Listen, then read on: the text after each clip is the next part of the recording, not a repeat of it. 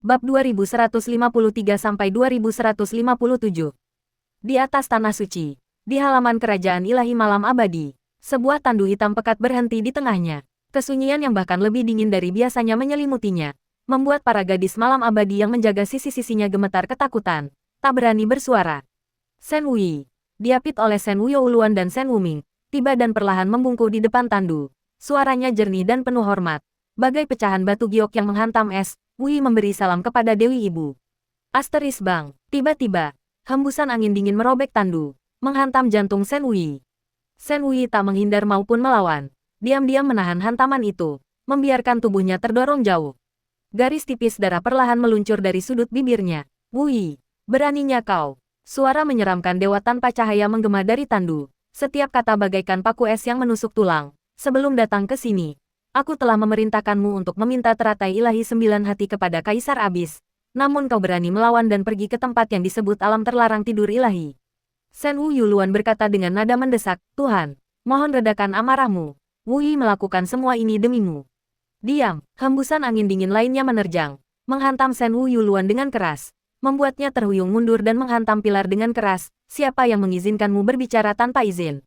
Shen Wuyouluan berjuang untuk berdiri, menundukkan kepala dan berlutut, tidak berani berbicara lagi. Bulu mata Shen Wuyi yang panjang menutupi matanya yang seperti bulan. Suaranya lembut dan tenang. Menurut kitab rahasia, Abis Heartfiend hanya ada di tubuh hantu abis di alam yang lebih tinggi. Dan laut berkabut tidak pernah menemukan jejaknya, juga tidak pernah muncul dalam catatan apapun. Domain terlarang tidur ilahi yang legendaris dihuni oleh hantu abis yang tak terhitung jumlahnya. Beberapa bahkan bertransformasi dari dewa-dewa kuno yang telah jatuh, yang merupakan harapan terbesar yang dapat dibayangkan Wuyi. Bagi Wuyi, kemajuannya sendiri jauh lebih penting daripada keselamatan ibunya. Jadi, ia berhenti sejenak, kepalanya tertunduk, dan berkata dengan penuh penyesalan. Tapi apapun alasannya, ketidakpatuhan Wuyi adalah dosa yang tulus dan tak terampuni, dan aku bersedia menerima hukuman apapun dari ibuku. Tetua manapun pasti akan tersentuh oleh beratnya hati junior itu. Tapi, dewa ketidaktahuan paling tidak mempercayai, dan paling membenci ketulusan. Nada suaranya dingin, seolah mampu membekukan jiwa seseorang. Dari semua hal yang telah kuajari selama bertahun-tahun, pernahkah ada yang membahas tentang kebenaran diri? Ini pertama kalinya kau terang-terangan melanggar perintah. Saat kau kembali ke malam abadi, kau akan tahu konsekuensinya. Sekarang, keluar sekarang juga. Ya, Shen Wuyi menjawab dengan lembut dan hendak pergi. Tunggu, sebuah suara mendesis tiba-tiba terdengar, dan atmosfer di sekitarnya berubah drastis. Arus udara yang mengerikan melonjak dan dengan cepat membentuk penghalang setingkat dewa sejati. Di dalam penghalang, suara Shen Wuyanye seakan bergema langsung di telinga dan jiwanya, dan seluruh ruang berubah menjadi domain sonik yang aneh dan menakutkan. Perintahku agar kau melumpuhkan Yunce telah berubah. Sekarang, aku perintahkan kau untuk membunuh Yunce. Hembusan napas cepat yang tiba-tiba terdengar sangat jelas di dalam penghalang. Shen Wuyouluan dan Shen Wuming, dan hampir semua putri malam abadi menunjukkan keterkejutan dan kebingungan yang mendalam di mata mereka yang tertunduk. Meskipun kata-kata dan tindakan Shen Wuyanye bukanlah perkataan dewa, apalagi manusia biasa, perintahnya sungguh tak terjelaskan dan tak rasional. Ya, jawab Shen Wuyi patuh, menundukkan matanya tanpa ragu. Jangan tinggalkan jejak. Suara Dewa Wuming mulai berubah menjadi nada yang mengerikan dan maniak, dan jika Yunce berani melangkah ke alam terlarang tidur ilahi, maka itu adalah kesempatan yang sempurna. Surga bertekad untuk menghancurkannya, bahkan surga pun tak bisa menoleransi makhluk yang sangat munafik dan kotor ini. Alam terlarang tidur ilahi pada dasarnya adalah lautan kabut yang unik dan independen, hampir sepenuhnya terisolasi dari dunia luar. Bahkan indera spiritual dewa sejati pun tak dapat menjangkaunya secara berlebihan, menjadikannya tempat yang tak diragukan lagi sempurna untuk pembunuhan dan mutilasi. Ya, jawab Shen Wuyi lagi. Keluar. Shen Wuyi berdiri, membantu Shen Wuyouluan berdiri, dan keduanya perlahan berjalan pergi. Penghalang isolasi itu belum menghilang. Setelah ragu-ragu cukup lama, Shen Wuming akhirnya menawarkan nasihatnya dengan cemas. Yang mulia, setelah kejadian hari ini, reputasi Yunce dari kerajaan penenun mimpi pasti akan bergema di seluruh abis. Bahkan Kaisar Abis dan Imam Besar akan memandangnya dengan rasa hormat yang baru. Bahkan Dewi tanpa mimpi telah mengorbankan martabatnya untuknya. Jika kita benar-benar membunuhnya, konsekuensinya sungguh tak terduga. Frasat, sungguh tak terduga, adalah cara paling bijaksana yang bisa dipikirkannya.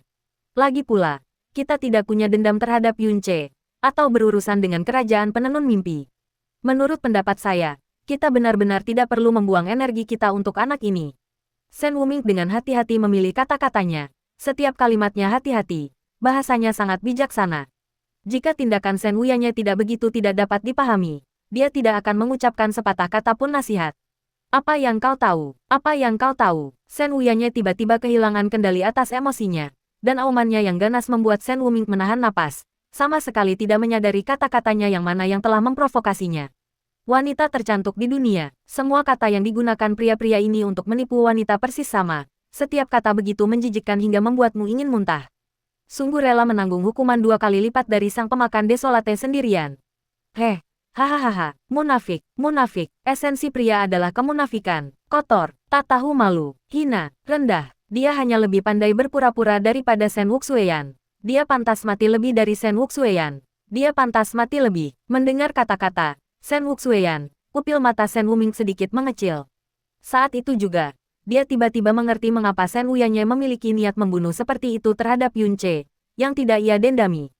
Shen Wuxueyan, Shen Wuxueyan, Shen Wuxueyan, bahkan Dewi Wuming pun seakan tertusuk oleh nama Shen Wuxueyan. Auranya menjadi kacau, dan suaranya semakin melengking, bagaikan iblis tak berperasaan. Semua pria di dunia ini adalah Shen Wuxueyan. Mereka semua makhluk tak berperasaan. Mereka semua pantas mati. Shen Wuming menundukkan kepalanya dalam-dalam, tak berani mengucapkan sepatah kata pun. Ia hanya bisa mendesah dalam hati atas kemalangan Yun Ce yang begitu parah, karena tak sengaja menyentuh luka paling sensitif orang gila itu. Wui, kau baik-baik saja. Shen Wuyouluan membantu Shen Wui duduk perlahan, memeriksa luka-lukanya dengan cemas. Aku baik-baik saja. Shen Wui menggeleng pelan. Wajahnya sedikit pucat, namun tetap begitu memesona dan menyendiri. Ibu Dewi tidak menyerang terlalu keras. Beliau akan pulih bahkan sebelum memasuki alam terlarang tidur ilahi. Shen Wuyouluan mendesah pelan, berkata, kau tahu konsekuensi dari tidak mematuhi perintah. Jadi kenapa kau masih? Suara Shen Wui lembut, tanpa menunjukkan penyesalan meskipun mendapat teguran dan hukuman yang keras. Selama kita menemukan kembali abis Heartfin, tubuh suci Ibu Dewi akan memiliki harapan untuk pulih. Dengan begitu, ia dapat melihat wujud Wui dengan jelas, melihat kerajaan ilahi malam abadi yang kini ia kuasai, dan umurnya akan diperpanjang beberapa kali lipat, memungkinkanku untuk tinggal bersamanya lebih lama. Karena itu, secercah harapan pun jauh lebih baik daripada pertumbuhanku yang sedikit. Saat ia berbicara, bulu mata kirinya sedikit bergetar karena luapan emosi. Namun, getaran kecil ini terlihat jelas oleh Shen Wuyouluan, yang berdiri di dekatnya. Anak bodoh, Shen Wuyouluan memeluknya dengan lembut. Kata-katanya penuh dengan kepedihan hati. Aku tahu kau telah disakiti. Ini tanah suci, di mana indera ketuhanan tak bisa diulur sesuka hati. Apapun keluhanmu, keluarkan saja. Jangan simpan dalam-dalam dan menyakiti dirimu sendiri. Aku tidak dirugikan. Shen Wui dengan lembut menekan dada Shen Wuyouluan. Senyum tipis tersungging di bibirnya. Sebenarnya, aku selalu tahu bahwa ketegasan Ibu Dewi adalah untuk kebaikanku sendiri. Jika tidak, aku tidak akan mencapai apa yang kumiliki hari ini hanya dalam 20 tahun. Hanya saja dia terluka oleh ketulusan. Jadi dia tidak bisa membiarkan dirinya percaya pada ketulusan lagi. Dia memejamkan mata sedikit dan mendesah pelan. Terkadang, aku bahkan berharap Ibu Dewi bisa menanamkan segel kematian tengah malam padaku, agar mungkin aku bisa mendapatkan lebih banyak kepercayaan Ibu Dewi. Bagaimana kau bisa berpikir seperti itu? Bisik Shen Wuyouluan dengan pedih hati. Bakatmu adalah harta paling berharga dari kerajaan ilahi malam abadi. Bagaimana mungkin itu bisa dilukai oleh segel kematian tengah malam? Jadi, Shen Wui mengangkat matanya. Tatapannya dipenuhi harapan yang meluap-luap. Ibu Dewi masih mencintaiku, kan? Aku tidak tahu. Jawab Shen Wuyouluan. Tak seorang pun dapat memahami pikiran Dewa Ilahi. Mungkin iya, mungkin juga tidak. Namun, semua orang melihat dan merasakan kemurnian dan ketulusan perasaanmu kepada Dewa Ilahi. Aku percaya suatu hari nanti, Dewa Ilahi akan kembali percaya pada ketulusan.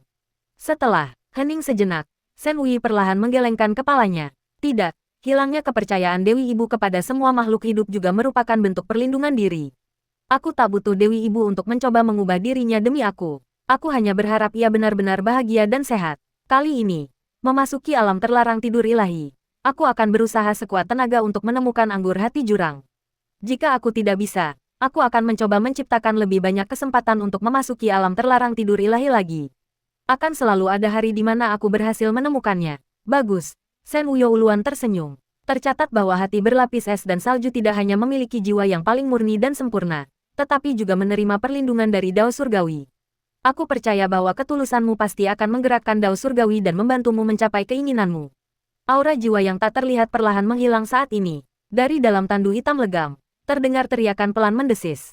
Bagaimana mungkin ada hati yang tulus di dunia yang kotor ini? Bagaimana mungkin ada hati yang tulus?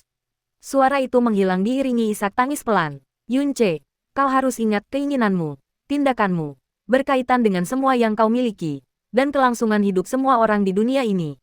Oleh karena itu, di abis, entah itu persahabatan, hubungan guru-murid, cinta romantis, atau bahkan kasih sayang seorang dermawan, semuanya hanya bisa menjadi alat yang kau gunakan, tetapi tidak boleh dicampur dengan sedikit pun perasaan sejati.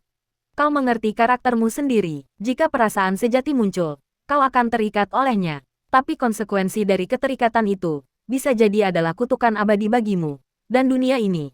Petik 2. Di abis. Semua perasaan itu kejam. Semua perasaan itu kejam. Kalau tidak, kutukan abadi. Kutukan abadi. Di dunia yang gelap dan suram, suara Ciu Yao bergema. Suaranya, nasihatnya, bergema tak terhitung kali di seluruh jiwanya setiap hari. Bahkan dalam koma yang mendalam, setiap helai jiwanya terus mengingatkannya. Saat kesadarannya kembali, helai jiwanya menegang, dan ia berjuang mati-matian untuk bangun. Bagaimana mungkin aku tidak sadarkan diri? Di abis, setiap kehilangan konsentrasi adalah dosa yang tak terampuni. Bagaimana mungkin ia membiarkan kesadarannya tetap begitu lemah? Samar-samar, ia mendengar suara seorang gadis. Guru berbohong lagi, ia jelas-jelas kesakitan. Tapi ia bilang tidak. Itu suara Honger. Guru tidak mengizinkan kami bermain lagi, dan ia jadi sangat suka berbohong. Tapi sebelumnya, Suster Jasmine dan Suster Heling sama-sama mengatakan bahwa berbohong adalah perilaku anak nakal, dan seseorang tidak boleh berbohong. Itu, tetap suara Honger. Aku tidak bisa berbicara buruk tentang guru. Suara Yuer terdengar lembut dan manis, terbata-bata. Kemudian terdengar desahan Lisu. Kebohongan memang buruk, namun terkadang, di balik kebohongan tersimpan beban ketidakberdayaan yang berat. Dan kebohongan seperti itu seringkali melukai diri sendiri terlebih dahulu. Lisu segera merasakan gejolak di lautan jiwanya. Dia akan segera bangun. Di tengah perjuangan yang keras, mata Yunce terbuka tiba-tiba. Pupil matanya memantulkan cahaya yang samar namun menyilaukan. Ah, teriakan kaget seorang gadis terdengar di telinganya. Diikuti seruan riang. Kakak Yun, kau sudah bangun. Pandangannya dipenuhi wajah Hua Caili yang seputih giok. Wajah yang begitu cantik hingga mampu menutupi seluruh tanah suci. Matanya berkaca-kaca, bagai bintang yang hancur berkeping-keping. Pipinya berlumuran air mata, keindahan yang begitu memilukan hingga mampu menghancurkan hati yang paling keras sekalipun. Sudah berapa lama aku tertidur? Ia mencoba mengulurkan tangan, lega karena kelemahan di tubuhnya tidak parah. Hua Caili segera mengulurkan tangan dan dengan lembut menggenggam tangannya yang terluka. 3 jam. Kakak Yun, tutup matamu lagi dan istirahatlah sebentar. Jangan memaksakan diri, aku akan selalu di sini. 3 jam, gumamnya. Lalu menggerakkan jari-jarinya untuk menggenggam tangan Hua Caili yang agak dingin dan selembut salju. Ia menatap matanya dan tersenyum lembut. Jadi, kau akan menangis seperti ini selama 3 jam penuh. Pantas saja ada pepatah di buku-buku yang mengatakan bahwa wanita terbuat dari air. Kau masih berani tertawa. Hua Caili merasa malu sekaligus marah. Jari-jarinya yang seputih giok sedikit menegang. Tetapi ia tak tega menyakitinya. Ia hanya bisa mencoba menunjukkan ekspresi kesal. Aku benar-benar marah kali ini. Benar-benar marah. Yunce tiba-tiba menekan tangannya ke dada. Wajahnya meringis kesakitan. Ah, sakit, sakit, sakit, sakit sekali. Amarah gadis itu, yang belum sempat terlampiaskan, langsung berubah menjadi panik. Ia kebingungan dan berkata, di mana yang sakit?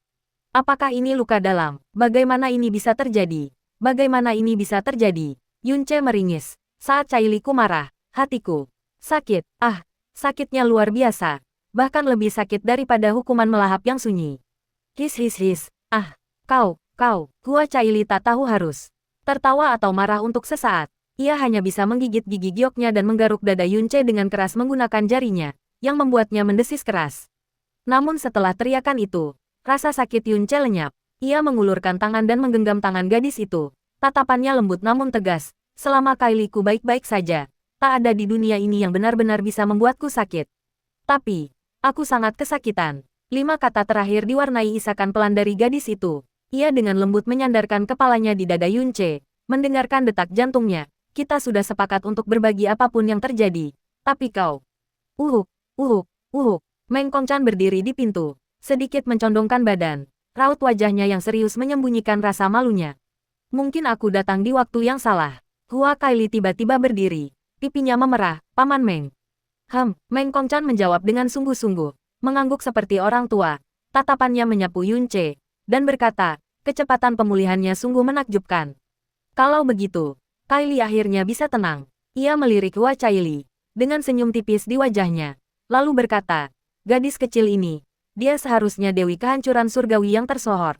Tapi dia menangis sekeras-kerasnya sampai hampir menenggelamkan aku dan ayahnya. Rona merah muda di wajahnya yang seputih salju langsung berubah menjadi merah tua yang lebih cerah. Gadis itu menundukkan kepala dan dengan lembut membantah. Tidak, ini tidak seberlebihan yang Paman Meng katakan. Hahaha, Meng Kongchan tak kuasa menahan tawa. Senior, Yun Ce tiba-tiba berbicara. Wajahnya dipenuhi rasa malu. Kecerobohankulah yang menyebabkanmu dan Dewi Huasin begitu banyak masalah. Aku tak menyangka. Meng Kongchan melambaikan tangannya, mencegahnya melanjutkan. Kau menanggung hukuman melahap yang sunyi sendirian, yang telah membuat Cailimu mendapatkan persetujuan kebanyakan orang. Bahkan Kaisar Abyss secara terbuka menyatakan pertunangan itu batal demi hukum. Ini adalah hasil terbaik. Mengenai urusan para tetua kami, kau tak perlu mengkhawatirkan mereka. Sambil berbicara, ia membalikkan badan, takut tatapan Yun Ce yang terlalu tajam akan menangkap kegelapan di matanya. Saat itu, terdengar suara tua dari luar. Patua ini, Long Ziming, akan meninggalkan tanah suci dan datang untuk mengucapkan selamat tinggal kepada anak ilahi Abyss. Aku ingin tahu apakah anak ilahi Abyss telah terbangun. Semangat Yun Ce sedikit bergetar, dan ia segera berkata, Senior, aku punya hubungan lama dengan klan naga. Tuan naga datang untuk mengucapkan selamat tinggal. Pasti ada yang ingin beliau sampaikan. Meng Kongchan mengangguk dan melangkah keluar. Tak lama kemudian, Tuan naga tiba sendirian, membawa aura kuno dan mendalam dari naga leluhur. Kondisi Yun Ce kini baik-baik saja, dan Meng Kongchan menghela napas lega, tetapi hatinya masih terasa berat. Di puncak Eden Cloud, raungan dan pertanyaan Dian Lohou masih terngiang di telinganya. Yun Ce telah menaklukkan semua orang, termasuk imam besar, dengan tekadnya yang luar biasa, menghancurkan rintangan yang tampaknya tak teratasi antara dirinya dan Hua Caili. Namun ketika pandangan semua orang beralih dari negatif ke positif, untuk kerajaan ilahi Shenluo dan untuk Dian Lohou, itu tidak diragukan lagi menambah penghinaan atas luka. Dia tahu Dian Lohou benar. Dua orang yang paling dia percayai telah memberinya pengkhianatan dan penghinaan terbesar dalam hidupnya. Dengan desahan berat, dia tiba-tiba melihat bayangan hijau di sudut matanya. Qingying, dengan gembira, dia tanpa sadar memanggil. Yun Ce sudah bangun. Hua Qingying berkata dengan tenang. Bangun, Meng Kongchan, mengambil beberapa langkah ke depan, tampak acuh tak acuh, dan berkata, tubuh anak ini sangat kuat. Itu bagus. Begitu dia selesai berbicara, bayangan hijau itu telah menyapu ke langit yang jauh, hanya menyisakan Dewa Mulia tanpa mimpi dengan kalimat yang belum selesai.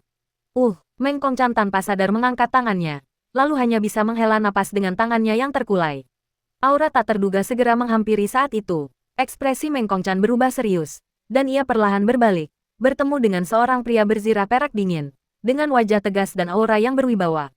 Ksatria Abyss, Dugu Zuyuan, memberi hormat kepada dewa tanpa mimpi.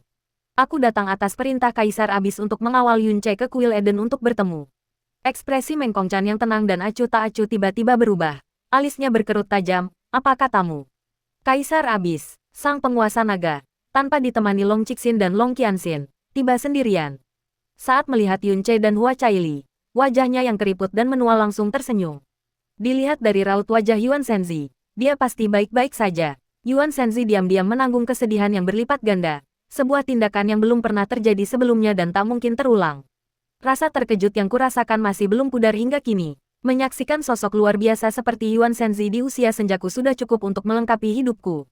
Yun Ce menegakkan tubuh dan berkata dengan nada meminta maaf. Penguasa naga senior, kau terlalu memujiku. Aku sungguh tak pantas menerima pujian seperti itu. Namun, tubuhku masih lemah saat ini, dan rasanya kurang sopan. Kuharap kau mau memaafkanku. Kau terlalu memujiku. Divine Child Abyss, kebangsawanan, bakat, dan tekad yang begitu besar. Namun tetap rendah hati dan sopan. Kekaguman dan apresiasi Long Ziming semakin dalam. Anak Dewa Abyss dan Dewi Zetian sungguh pasangan yang serasi. Kini, setelah mengatasi rintangan seberat itu, mereka pasti akan menjadi kisah legendaris Abyss selamanya. Teringat putranya sendiri, yang telah ia besarkan dengan sumber daya seluruh klannya, bahkan dengan cara-cara yang tak bermoral. Ia merasakan kepahitan dan desahan, dibandingkan dengan pria di hadapannya. Ia bagaikan kunang-kunang dibandingkan bulan. Hua Caili sangat senang dengan pujian Long Ziming. Ia juga bisa merasakan rasa hormat Yunce kepada Dewa Naga, dan langsung menjawab dengan rasa hormat yang sama. Terima kasih atas pujianmu, Dewa Naga Senior. Aku dan saudaraku Yun pasti akan bekerja keras bersama untuk menjadi kisah legendaris yang kau bicarakan.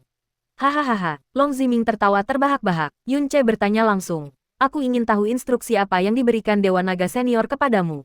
Instruksi itu terlalu banyak. Long Ziming ragu sejenak, tampak memilih kata-katanya dengan hati-hati, sebelum merendahkan suaranya dan berkata, namun, ketika Yuan Shenzi menanggung hukuman melahap yang sunyi, aku merasakan ada napas naga di sekitar Yuan Shenzi, dan sepertinya itu adalah napas naga leluhur klan kita.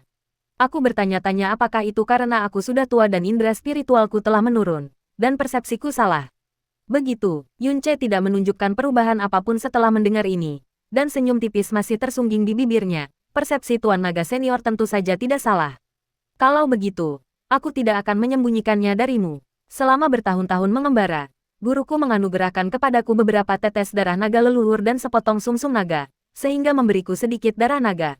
Namun, karena ini menyangkut guruku, aku tidak dapat dengan mudah membicarakannya kepada orang lain, dan karena itu tidak dapat langsung memberitahu Tuan Naga. Menghadapi tatapan Yunce yang jernih dan tanpa noda, Long Ziming setengah terkejut sekaligus senang. Jadi begitu.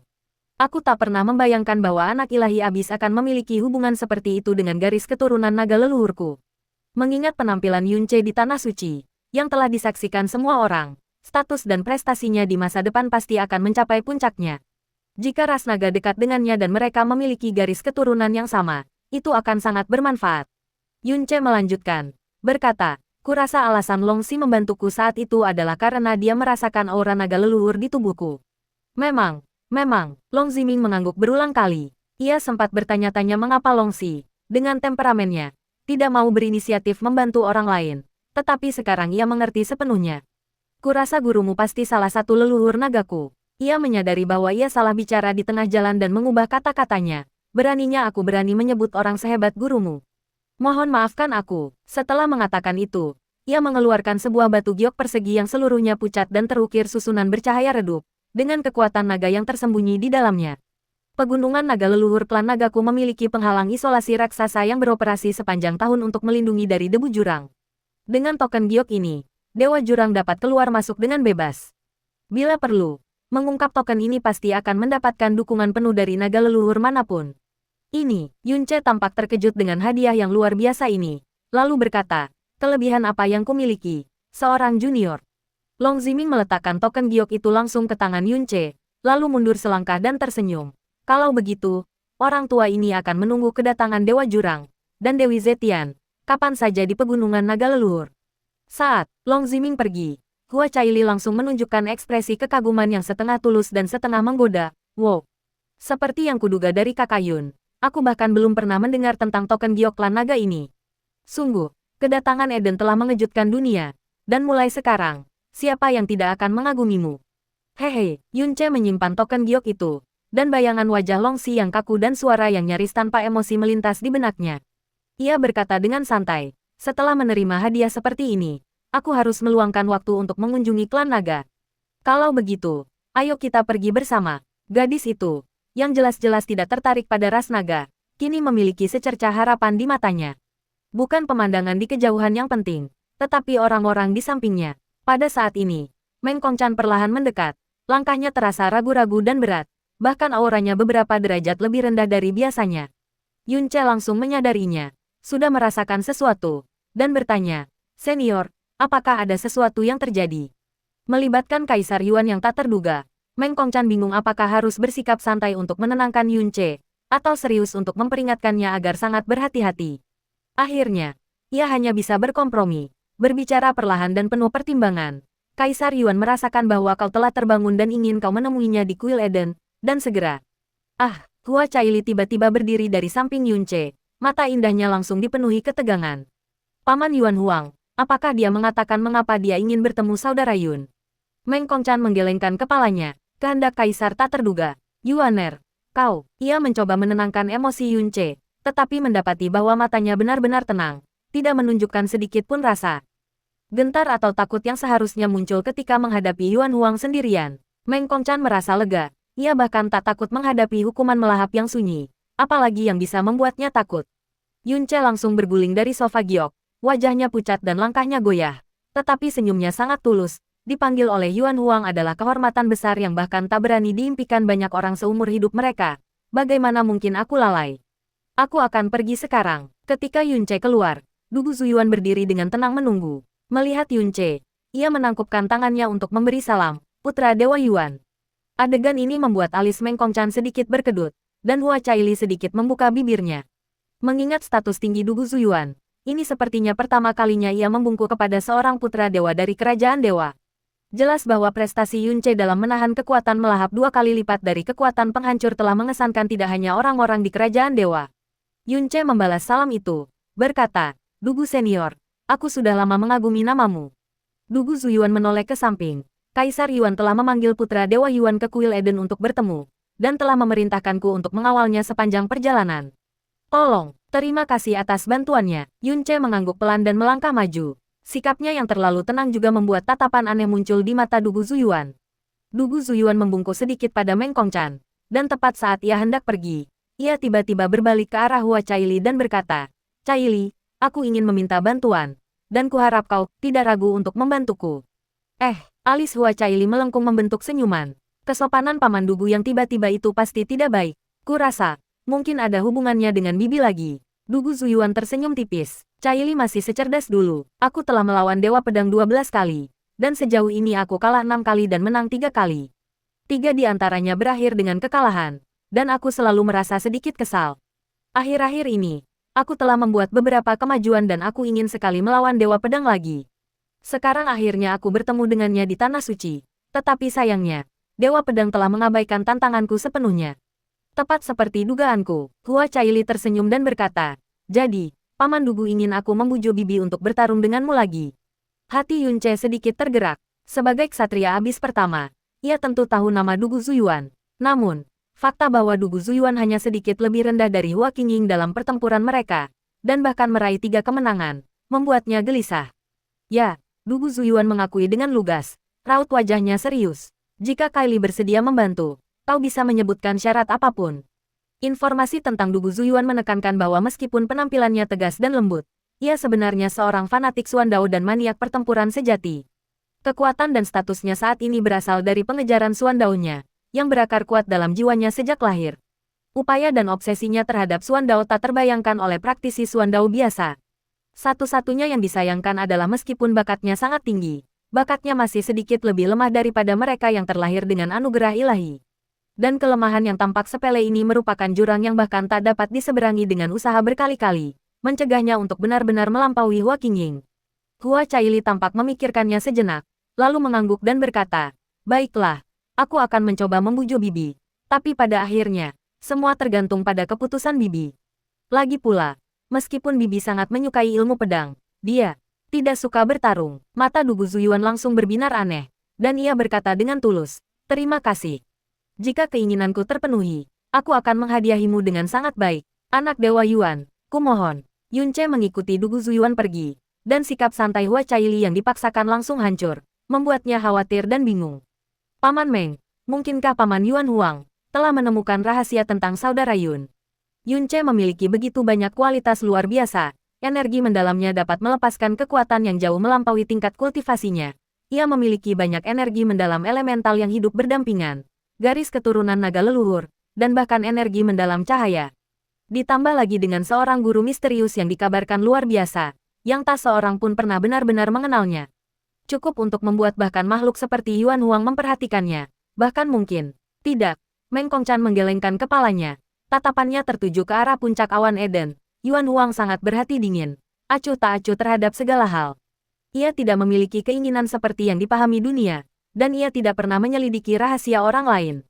Bahkan keajaiban yang belum pernah terjadi sebelumnya di mata dunia pun berada di bawah perhatiannya.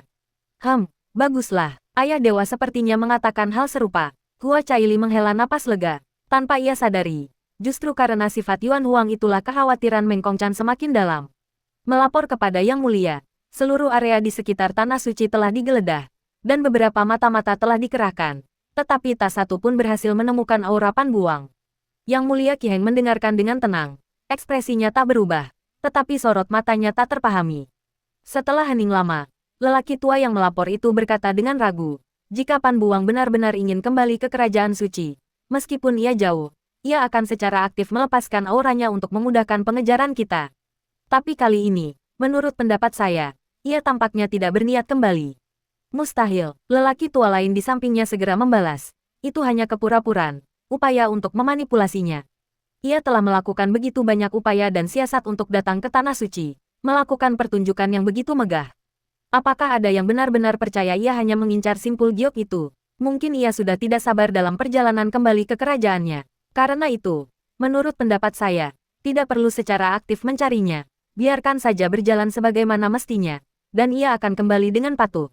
Pan Yuseng terdiam cukup lama, tenggelam dalam pikirannya. Pan Buzuo, yang sedari tadi menguping, tak kuasa menahan diri. Ia melangkah mendekat, menahan emosinya sambil bertanya, "Ya Tuhan, apakah engkau benar-benar ingin Pan Buang kembali?"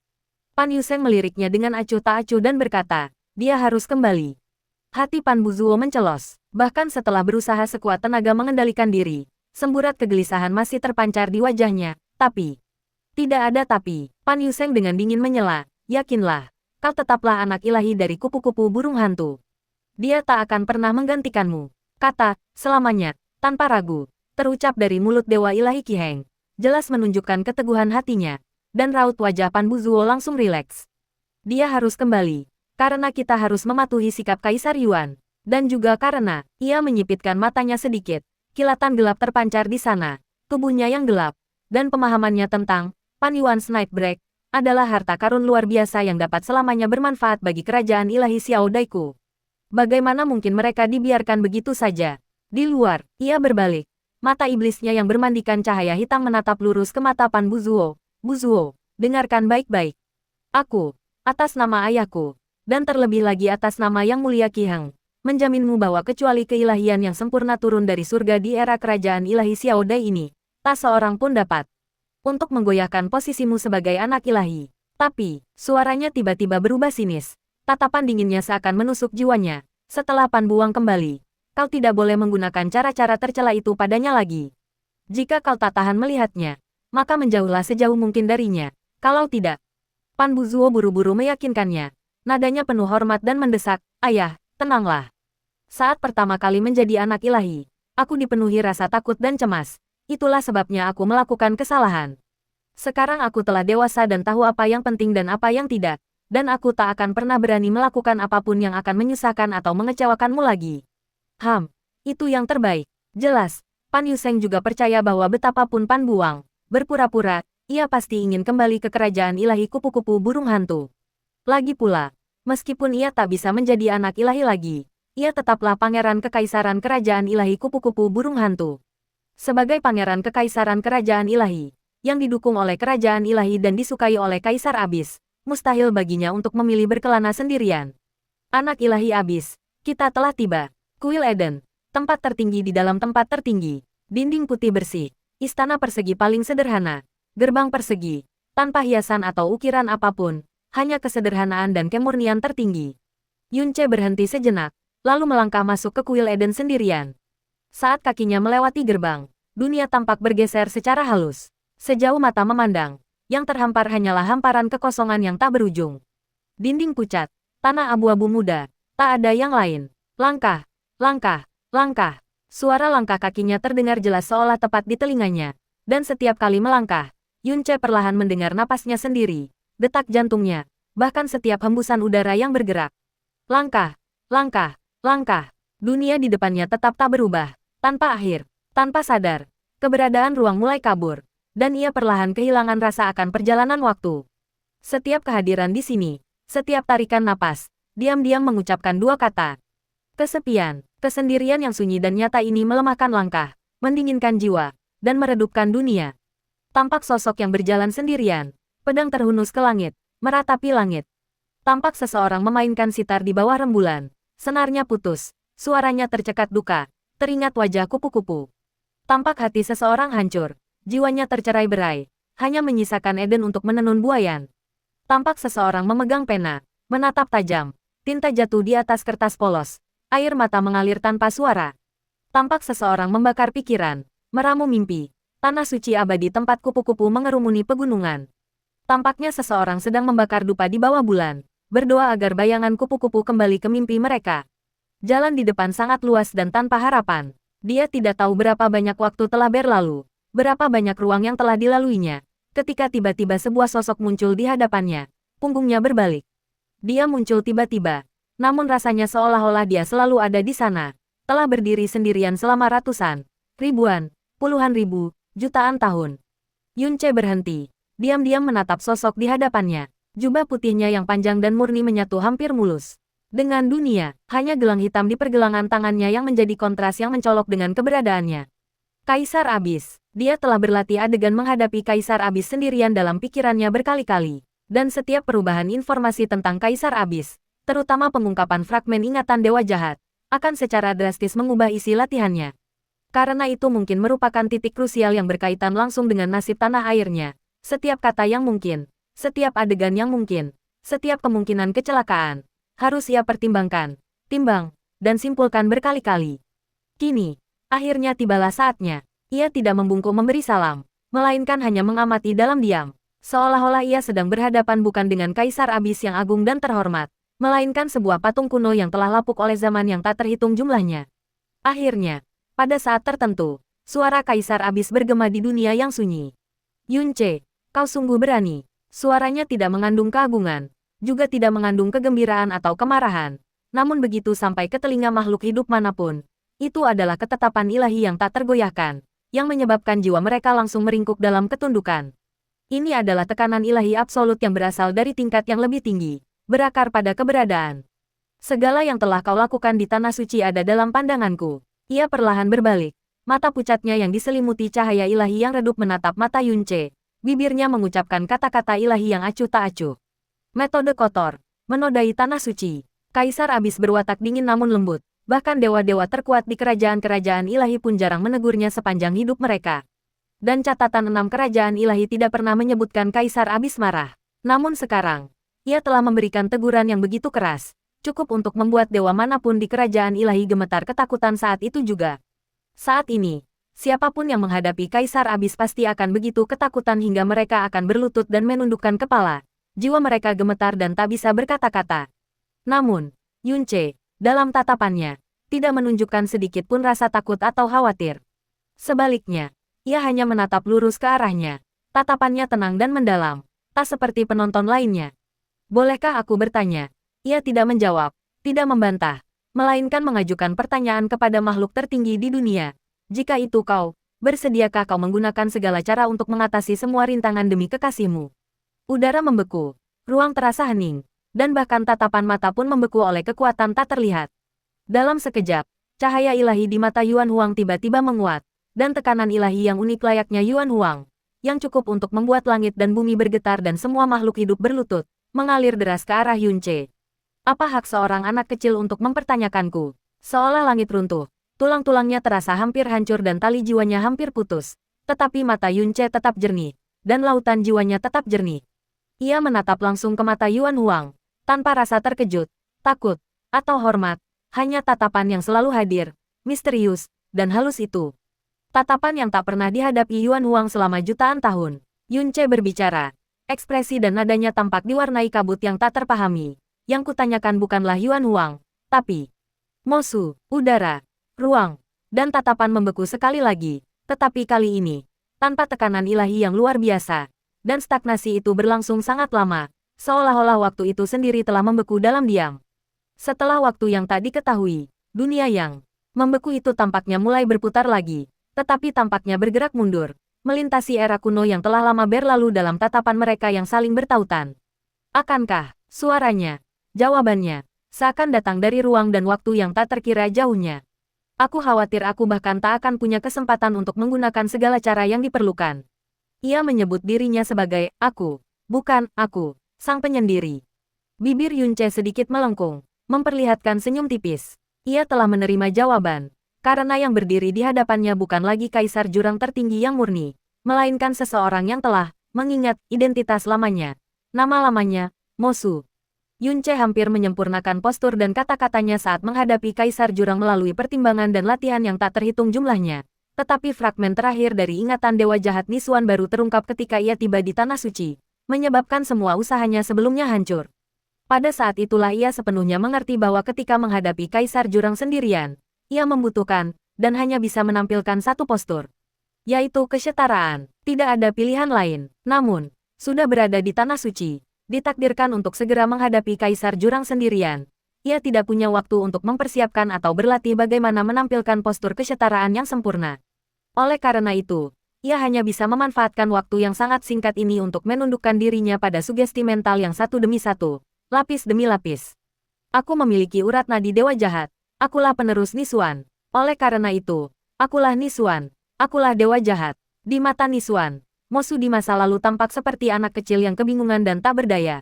Dan sekarang, tanpa jubah Kaisar Abis, bukankah Mosu di dalam hatinya semakin bingung? Maka, reuni hari ini memenuhiku dengan sukacita, menatapnya dengan tatapan datar, mendesah, dan khawatir. Aku memadatkan emosi yang rumit, yang terlalu sulit diungkapkan, ke dalam tatapanku saat menatapnya. Memang, jika itu kau, inilah jawabanmu. Di mata Yunce, Kaisar Abis telah memberikan jawabannya. Jika bukan karena hukuman melahap yang dijatuhkan khusus oleh Kaisar Abis, rintangan di hadapannya dan Kylie takkan semudah itu disingkirkan, dan tatapan dunia akan langsung beralih dari rasa hina menjadi rasa hormat. Ia ingin menyaksikan langsung dalamnya kasih sayang Yunce kepada Hua Caili, untuk menilai apakah ia layak menjadi penerusnya. Suara Yunce perlahan melembut, membawa emosi yang meluap-luap. Mosu, akhirnya aku melihatmu, membawa satu-satunya harapan terakhir guru. Ekspresi Kaisar Yuan tetap tenang, tetapi tak seorang pun tahu bahwa setiap kata yang diucapkan Yunce menggugah emosinya, menimbulkan riak-riak di jiwanya. Tak seorang pun dapat membayangkan dampak dahsyat kata-kata terakhir Yunce terhadap jiwanya. Sebuah retakan jelas muncul dalam sikap acuh tak acuhnya sebagai Kaisar Yuan. Di mana, gurumu sekarang? Getaran sesaat lolos dari bibirnya. Senyum Yunce memudar, dan ia merendahkan suaranya. 5 tahun yang lalu, guru telah wafat untuk selamanya.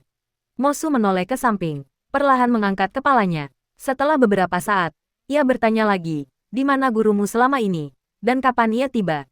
Laut Kabut, jawab Yunce, lalu mendesah pelan, berkata, dan baru pada hari kematiannya ia memberitahuku bahwa ia telah tinggal di Laut Kabut selama 670.000 tahun. Pada saat itu, Kaisar Abis, yang tak akan tergerak bahkan jika langit dan bumi runtuh, tidak. Saat ini ia adalah Mosu, tubuhnya sedikit gemetar sesaat. Seolah-olah satu angka ini telah menghancurkan penyamaran jutaan tahun. Jadi, itu benar-benar dia, itu benar-benar dia. Ia menatap ke depan, bergumam. Emosinya perlahan kehilangan ketidakpeduliannya. Suaranya perlahan diwarnai kesedihan. Seharusnya aku memikirkannya. Seharusnya aku memikirkannya. Angka 670.000 tahun bukanlah sesuatu yang direka-reka Yunce berdasarkan waktu kejatuhan Dewa Jahat, melainkan dari benih unsur Dewa Lin. Energi jiwa yang tersisa di dalamnya dengan jelas memberitahunya bahwa ia telah jatuh ke dalam jurang selama 670.000 tahun.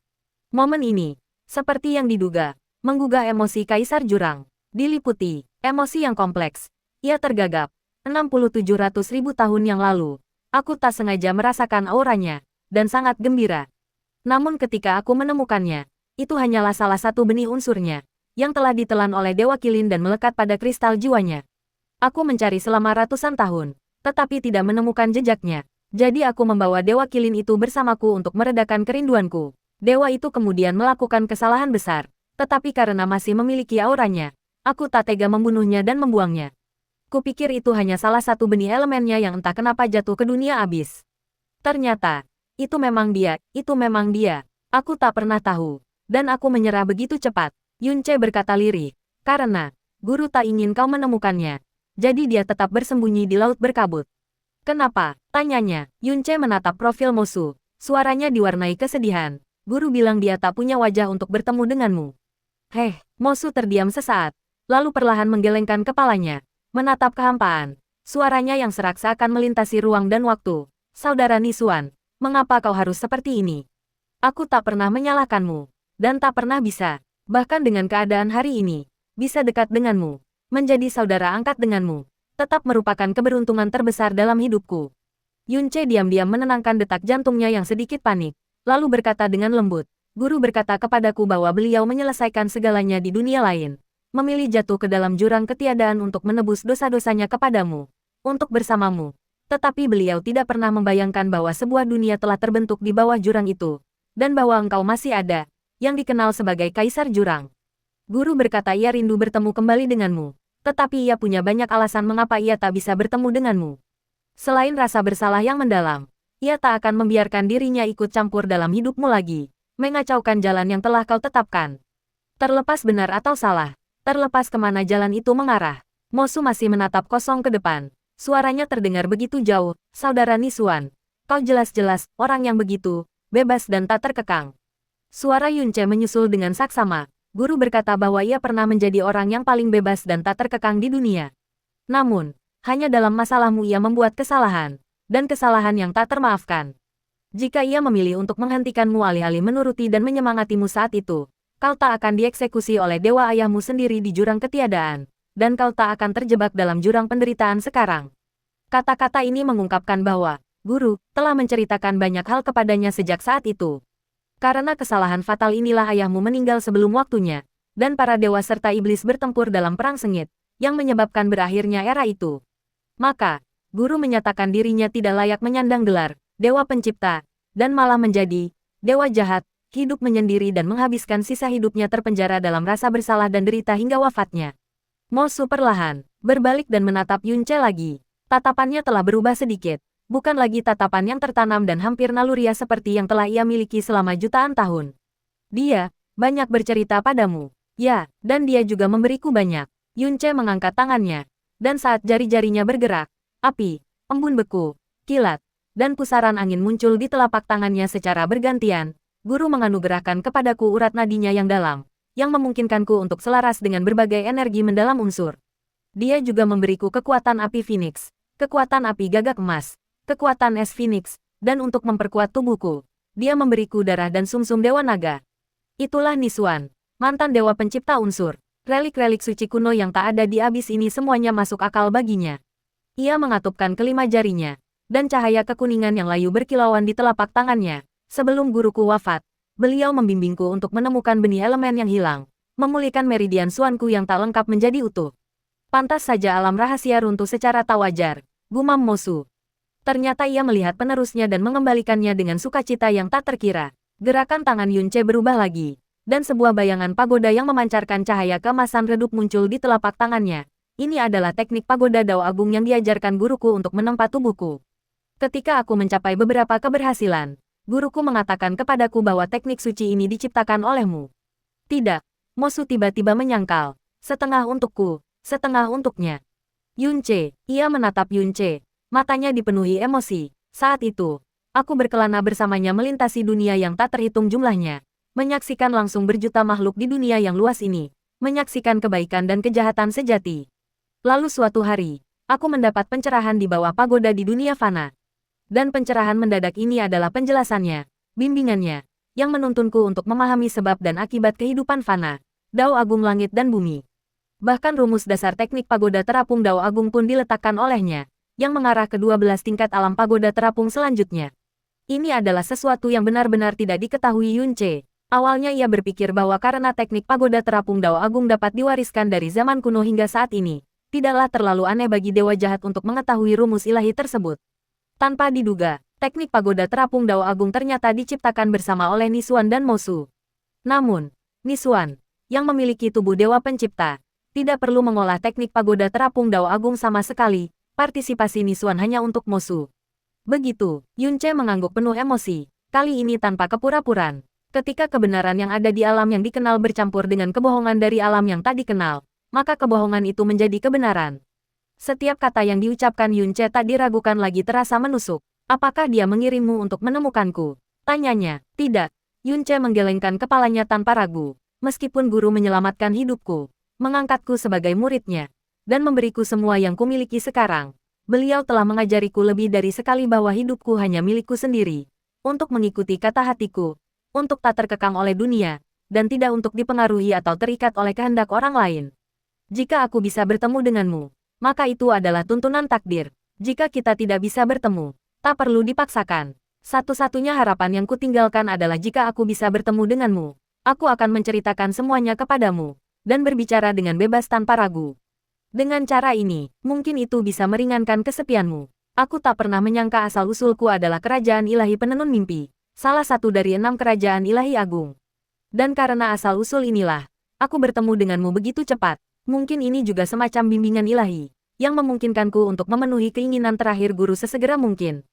Petik 2. Tapi ngomong-ngomong, di depan Kaisar Fusiyuan, Yunce menyilangkan tangannya. Matanya jelas menunjukkan sedikit ejekan dan tatapan yang tampak tulus namun sebenarnya penuh kebencian. Pada akhirnya, pertemuanku dengan guru juga disebabkan olehmu. Oh, Mosu ragu. Yunce mendesah.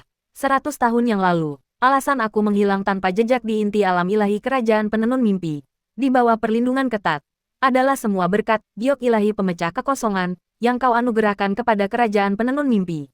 Giok ilahi pemecah kekosongan ini memindahkanku ke kedalaman laut berkabut tanpa meninggalkan jejak. Jika aku tidak bertemu guruku, aku pasti sudah terkikis oleh abis sejak lama, tanpa meninggalkan jejak.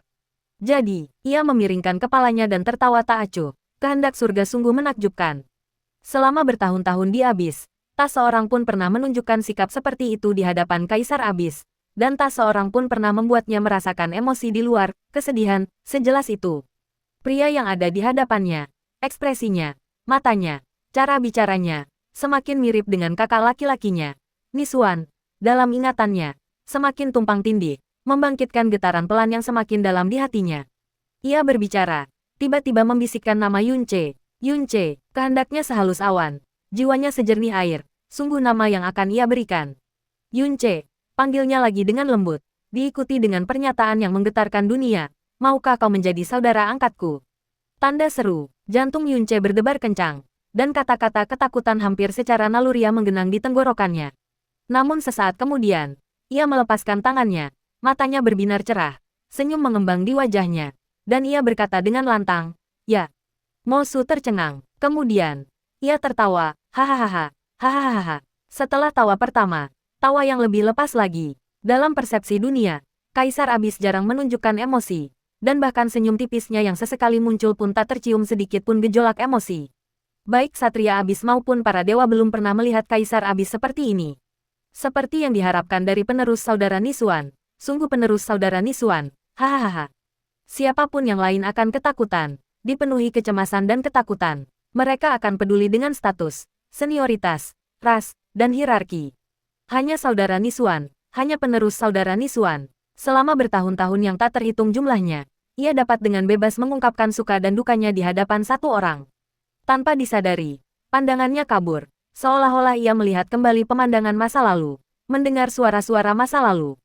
Pelajaran pertamaku adalah, kau tak perlu mengakuiku sebagai gurumu, dan mulai sekarang, jangan panggil aku senior, panggil saja aku saudara. Apa? Tidak, aku tidak bisa. Aku benar-benar tidak bisa. Apa? Ini baru hal pertama, dan kau sudah mengabaikanku. Tidak, aku tidak berani. Tapi ada urutan senioritas, perbedaan pangkat, dan kau adalah seniorku yang paling kuhormati. Bagaimana mungkin aku menyapamu dengan tidak hormat seperti itu? Senioritas apa? Pangkat apa? Kau bahkan tidak mau melepaskan belenggu, generasi, jadi meskipun kau di sisiku, apa bedanya kau dan sebelumnya?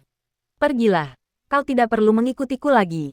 Kakak, lebih, tepatnya begitu, mulai hari ini, mari kita keliling dunia bersama. Saling memanggil sebagai saudara, membicarakan apa saja, dan bersenang-senang sepenuhnya.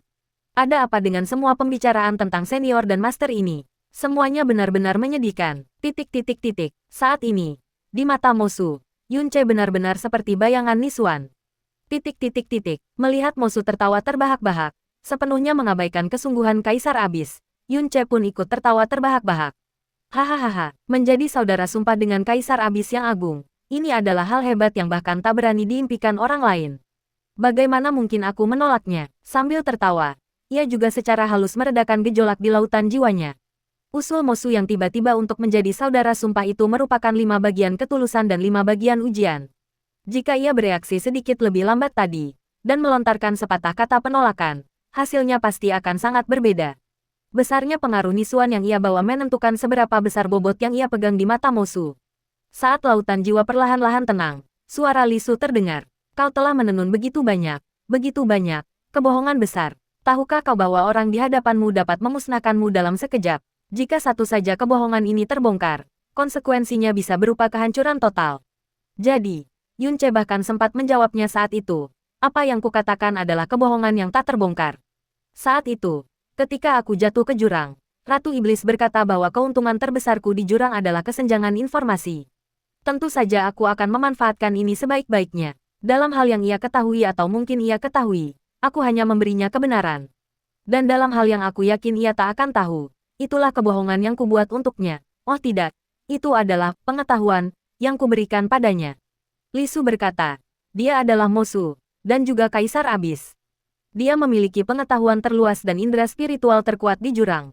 Kau baru saja bertemu dengannya hari ini. Mengapa dia begitu mudah mempercayaimu, dan bahkan ingin menjadi saudara angkatmu?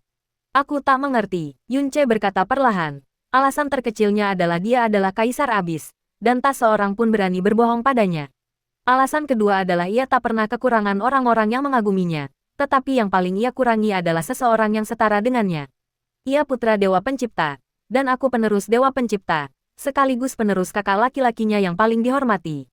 Akulah satu-satunya orang di dunia yang layak menjadi setara dengannya. Dan kesetaraan semacam ini mungkin lebih ia dambakan daripada siapapun di dunia, sehingga membuatnya lebih bersedia untuk memilih percaya.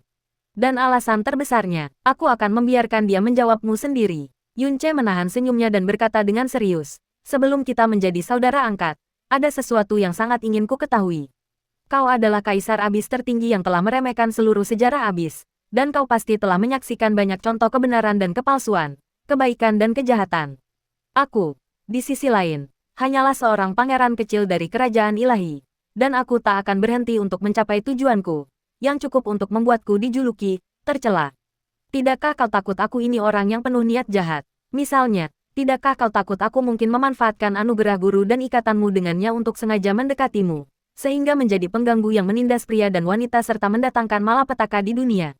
Mosu menatap Yunce, tatapannya yang damai kini hampir sejajar dengan tatapannya sendiri. Aku tidak punya alasan untuk meragukan orang yang dapat dipilih oleh saudara Nisuan dan dipercayakan dengan segalanya, karena kita bersaudara. Jika kau ingin menggunakan kekuatanku, aku akan dengan senang hati melakukannya. Kata-katanya damai dan tulus. Di lautan jiwa, suara Yunce, yang jauh lebih santai dari sebelumnya, terdengar. Lihat, inilah jawabannya. Pada tingkat keberadaannya, dia tidak takut pada siapapun yang berniat jahat padanya, karena tidak ada yang bisa membuatnya kehilangan apapun. Tetapi lebih dari siapapun di dunia ini, dia membutuhkan orang yang setara. Yunce hanya menanggung kesepian yang tak berujung dan mengerikan itu selama beberapa tahun, sementara Mosu telah menanggungnya selama jutaan tahun. Karena itu, ia tahu betul apa yang paling dirindukan Mosu dalam jutaan tahun kesepian itu. Meskipun, ketika Mosu mengucapkan kata-kata persaudaraan sumpah, ia benar-benar terkejut. Mungkin ia meremehkan perasaan Mosu terhadap Nisuan. Mungkin ia meremehkan kesepian mengerikan yang telah dialami Mosu selama jutaan tahun. Li Su terdiam lama, diam-diam mengisi beberapa celah dalam pemahamannya tentang emosi manusia. Menatap tatapan Mosu, Yunce tersenyum lagi, senyum yang lebih tulus dari sebelumnya. Bagus. Dengan kata-katamu, kau adalah saudara Mosuku yang abadi. Aku pikir jika guru bisa melihat pemandangan ini, beliau akan sangat bersyukur. Fragmen ingatan Nisuan dengan jelas mencerminkan sikap, tingkah laku, dan cara bicaranya.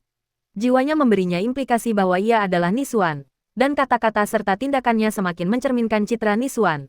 Bagus, Yunce, ia memanggil namanya lagi, tetapi kali ini, jelas dipenuhi emosi manusia. Ia mengangkat lengannya, tetapi hanya setengahnya.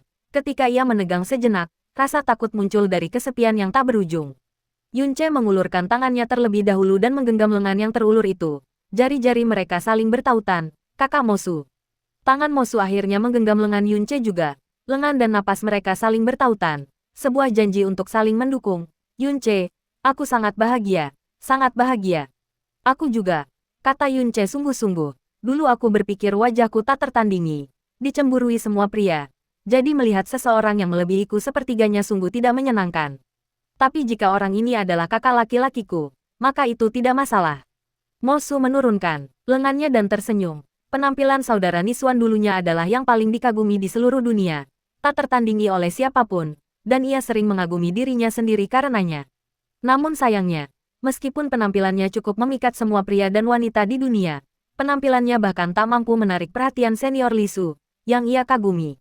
Aku ingin tahu apakah ia akhirnya mendapatkan apa yang diinginkannya. Li Su, Yunce tak akan pernah menyebutkan bahwa Nisuan telah mengalihkan kasih sayangnya kepada Jie Yuan. Ia juga tak bisa mengatakan kepadanya bahwa dorongan Nisuan yang berulang kali agar ia tidak terikat oleh tabu antara dewa dan iblis sebenarnya menyembunyikan motif egois yang samar. Karena ini pasti akan menghancurkan filter pengabdiannya yang tak tergoyahkan kepada Nisuan. Dewa pencipta kehidupan, Li Su, gumam Yunce, berkata, meskipun guru sesekali menyebutkannya, ia tidak membahasnya secara mendalam, mungkin karena ia memiliki beberapa penyesalan. Namun, ia mengangkat tangannya, dan cahaya putih yang murni dan suci langsung bersinar dari telapak tangannya, dipenuhi dengan kekuatan hidup yang kaya dan murni. Cahaya putih memasuki mata Mosu, dan ia langsung mengenalinya, sebuah keajaiban kehidupan. Tentu saja, karena saudara Nisuan telah menemukan penerus, ia tentu tak tega melihat teknik dewa pencipta milik. Senior Li Su lenyap dari dunia. Ingatan Nisuan yang terfragmentasi dengan jelas menyebutkan bahwa dewa pencipta tidak menyimpan teknik dewa pencipta mereka sendiri. Sama seperti Nisuan, yang menguasai 99 pedang kaisar dewa pembunuh langit Moe hanya dalam 400 tahun, sehingga menimbulkan utang taruhan Moe. Taruhan inilah yang memungkinkan Honger dan Yuer bertahan hingga hari ini. Meskipun keajaiban kehidupan adalah teknik dewa penciptaan, teknik ini milik dewa pencipta kehidupan, yang mewujudkan welas asih dan cinta universal. Tingkat kesulitan kultivasinya jauh lebih rendah daripada teknik ilahi biasa, hanya memiliki ambang batas yang sangat ketat, hati suci dan kekuatan cahaya yang mendalam. Oleh karena itu, ia cukup yakin bahwa Nisuan tahu, dan bahkan mungkin telah mencoba untuk mengembangkan keajaiban kehidupan. Memang begitu. Mosu bahkan mengungkapkan masa lalu yang tidak diketahui Yunce. Saudara Nisuan selalu berusaha mengembangkan keajaiban kehidupan, berharap mendapatkan dukungan senior Li Su, tetapi dia tidak pernah berhasil. Tanpa diduga, kekuatan cahaya yang mendalam bersinar terang di dalam dirimu. Aku membayangkan dia pasti setengah mendesah dan setengah bersyukur saat itu. Yunce, seperti yang diduga, menghadapi pertunjukan kekuatan mendalam bercahaya Yunce, reaksi Mosu cukup acuh tak acuh. Mungkin hanya menunjukkan sedikit kejutan sesaat saat cahaya itu bersinar. Lagi pula, kekuatan mendalam bercahaya belum pernah lahir di dunia abis sebelumnya. Dan, ketidakpeduliannya benar-benar melampaui harapan Yunce. Dia bisa menerima wujud kekuatan mendalam bercahaya. Yunce menenangkan diri dan menjawab setelah beberapa saat. Kau harus ingat bahwa di lautan kabut, untuk mendapatkan kepercayaan Hua Qingying secepat mungkin, aku sengaja mengungkapkan kekuatan mendalam bercahayaku kepadanya. Jadi, itu bukan lagi rahasia mutlak. Pengungkapanku yang disengaja tentu saja jauh lebih baik daripada yang dia ketahui dari tempat lain. Lagi pula, salah satu tujuan utamaku bertemu dengannya di Tanah Suci adalah untuk memberitahunya bahwa aku memiliki keajaiban kehidupan, tetapi reaksinya terlalu aneh, sama sekali tidak terduga. Li Su secara kasar mengerti apa yang dimaksud dengan aneh. Orang yang tenggelam akan berusaha meraih sedotan apapun yang terlihat, apalagi keajaiban kehidupan, yang memiliki kekuatan penyembuhan terkuat di dunia. Kecuali, kau bertanya-tanya, suara Mosu perlahan terdengar. Mengapa aku tak tergerak oleh kekuatan pemberi kehidupan ajaib yang kau miliki? Ya, Yunce dengan mudah mengakui, guruku telah memberitahuku banyak hal tentangmu.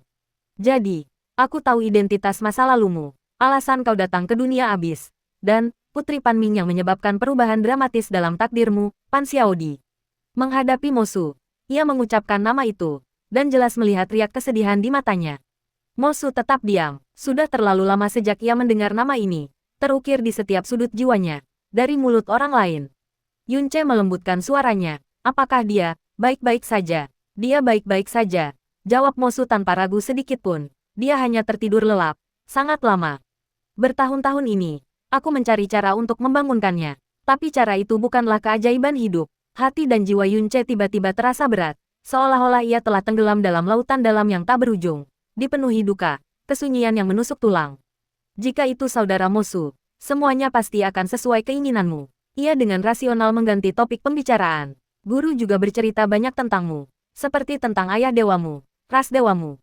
Tidak perlu kuceritakan, Mosu memberi Yunce jawaban yang akan mengejutkan siapapun, dan dari awal hingga akhir, Mosu tak pernah bertanya satu pertanyaan pun kepada Yunce tentang masa lalu yang tak diketahuinya, atau rahasia apapun yang mungkin hanya diketahui Nisuan. Yunce berpikir sejenak dan bertanya, apakah kau masih membenci ayah dewamu? Tidak, jawabannya tanpa ragu, tanpa perubahan emosi atau tatapan. Dia punya posisi dan pilihannya. Aku punya takdir dan pilihanku. Terlepas dari benar atau salah, Terlepas dari benci atau tidak, hanya saja, semua itu tak penting lagi.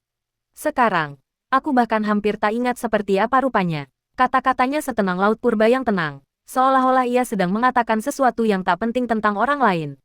Akhir Nisuan adalah penyesalan. Akhir Moe adalah kehancuran jiwa. Moe telah memenuhi misinya, menjunjung tinggi nama para dewa dan ras dewa, tetapi ia telah mengecewakan Mosu. Karena itu, Mosu berhak membencinya, dan yang ia tunjukkan adalah ketidakpedulian yang begitu ekstrim, begitu acuh hingga ia hampir lupa. Dan yang ia abaikan dan lupakan bukan hanya ayahnya. Dia tidak bertanya tentang Moe, tidak bertanya tentang perubahan ras dewa setelah dia jatuh ke jurang. Dia tidak bertanya apa-apa, melainkan menundukkan pandangannya dan tersenyum pada Yunce, berkata, "Sekarang, karena semua bangsa telah hadir, aku akan mengumumkan sumpah persaudaraan kita kepada Tanah Suci, kepada semua bangsa, mulai sekarang." Oh tidak, tidak, tidak, tidak, tidak. Yunce tampak terkejut, melambaikan tangannya dengan tergesa-gesa. "Tolong jangan." "Kenapa?" Mosu tersenyum tipis. "Sudah jelas." Yunce merentangkan tangannya. Ekspresinya sedikit berlebihan.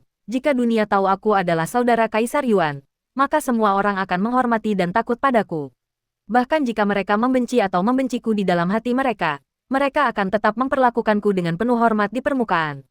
Apapun yang kuinginkan, aku bisa mendapatkannya dengan mudah. Bahkan apapun milik orang lain, aku bisa membuat mereka patuh hanya dengan sekali pandang. Untuk mencapai tujuan apapun, aku bahkan tidak perlu mengerahkan diri. Banyak orang akan berbondong-bondong melakukannya untukku hanya untuk menjilat. Kalau begitu, hidup ini tak akan punya musuh, tak ada tantangan atau motivasi, tak ada teman sejati, dan tak ada kasih sayang yang tulus. Betapa absurd dan membosankannya hidup ini. Membayangkannya saja sudah menakutkan." Tatapan Kaisar Yuan tampak semakin dalam. "Jawaban yang sudah kuduga. Jika kau langsung setuju, aku akan menganggapnya aneh. Kau dan saudara Nisuan sangat mirip." Yunce mengerucutkan sudut mulutnya dan berkata dengan nada datar, "Aku tak bisa mengingat masa lalu Weaving Dreams. Yang pertama ku ingat adalah guruku, hidupku, temperamenku, kognisiku, bahkan meridian suanku semuanya dibentuk oleh guruku. Jadi wajar saja kalau kami mirip." Ia sedikit memiringkan pandangannya, tampak penuh minat, dan berkata, "Meskipun aku sama sekali tak bisa membiarkan ini terjadi, mengesampingkan alasan pribadiku, sebagai kaisar jurang ini, keputusanmu barusan sungguh terlalu terburu-buru, begitu terburu-buru hingga anak kecil pun tak akan percaya." "Kenapa?" tanya Mosu. "Ini bahkan lebih jelas," kata Yunce perlahan. "Dunia abis diciptakan dan dikembangkan olehmu, dan kau telah menghabiskan jutaan tahun kerja kerasmu untuk mencapai kemakmurannya saat ini. Jika kau mengumumkan persaudaraan kita yang telah disumpah kepada dunia, tes." Ia menggelengkan kepala, matanya berkilat aneh, seolah-olah ia sedang melamun. "Maka statusku di mata dunia, meskipun tidak setara denganmu, tidak akan jauh berbeda. Kalau begitu, jika aku punya sedikit saja pikiran jahat, aku bisa dengan mudah mengacaukan dunia abis yang damai dan seimbang ini, dan saat itu, sudah terlambat bagimu untuk menyesalinya. Bahkan penguasa negara kecil paling terpencil di alam terendah pun tidak akan pernah melakukan hal seperti itu." Yunce mengucapkan kata-kata ini dengan nada setengah bercanda dan setengah menggoda, sehingga menonjolkan sifatnya yang tak terkendali dan arogan sebagai penerus Rives mendalam. Mosu menatapnya dan berkata dengan tenang, "Kalau kau mau, apa ruginya memusnahkan seluruh dunia abis ini, apalagi menimbulkan kekacauan?" Yunce tiba-tiba menatapnya, hanya untuk bertemu dengan tatapan mata tenang yang sama. Keterkejutan di matanya sungguh nyata. "Atau, jika kau menyukai dunia ini, maka hanya dengan sepatah kata, aku akan menganugerahkan gelar Kaisar Abis kepadamu." Yunce membuka mulutnya, lalu tiba-tiba terkekeh. "Hahaha, kau, Kaisar Abis, benar-benar bercanda tentang nasib abis seperti ini. Jika kabar ini sampai tersiar, semua ksatria abis akan sangat terkejut." Tatapan Mosu tetap tulus tanpa celah. "Aku tidak bercanda. Karena kau memanggilku saudara Mosu, maka semua yang kumiliki adalah milikku untuk diberikan kepadamu, termasuk Tanah Suci, termasuk dunia ini." Yunce menatap lurus ke mata Mosu, mencoba menemukan jejak kepalsuan atau candaan. Namun, semua yang ia hadirkan sama murni dan sempurnanya dengan aura di sekitarnya. Dan ketika ia mengucapkan kata-kata yang menggetarkan bumi itu, atmosfer di sekitarnya tetap sama sekali tak terganggu. Kenapa? Dalam kesendiriannya bersama Kaisar Abis, ia terus-menerus mengendalikan ritme dan membimbing emosi Mosu, dan semuanya berjalan sesuai keinginannya. Tidak, hasil dari persaudaraan sumpah jauh melampaui harapannya. Namun kini, ia tiba-tiba menyadari bahwa ia mungkin belum benar-benar melihat orang di hadapannya. Menghadapi tatapan bingung dan terkejutnya, Mosu memejamkan mata sedikit, lalu berbalik, Yunce, ikut aku ke suatu tempat. Ia tidak menggerakkan kakinya, hanya melambaikan tangannya pelan. Seketika, dunia di hadapan mereka terdistorsi dan runtuh, memperlihatkan ruang yang sama sekali berbeda. Yunce melangkah maju, berdiri berdampingan dengan Mosu, menatap takjub pemandangan di hadapan mereka. Itu adalah penghalang persegi transparan, panjang dan lebar 10 kaki, dipenuhi energi destruktif yang kacau. Dan di tengah penghalang ini, penghalang lain yang lebih kecil melayang tanpa suara. Penghalang kecil itu berbentuk bulat sempurna, hanya seukuran kepalan tangan, tetapi tidak transparan, melainkan berwarna merah keabu-abuan tua, sehingga mustahil untuk melihat apapun di dalamnya. Tatapan Mosu tertuju pada penghalang bulat itu, dan ia berkata dengan lembut, "Aku adalah putra Dewa Pencipta, dan jejak kekuatan penciptaan mengalir dalam darahku. Namun, kekuatan kreatif yang sangat kecil ini masih jauh dari cukup bagiku untuk menciptakan planet dan kehidupan seperti Dewa Pencipta sejati. Dan dalam 990.000 tahun setelah jatuh ke dunia ini, aku tiba-tiba mulai mampu mengendalikan jejak kekuatan kreatif ini.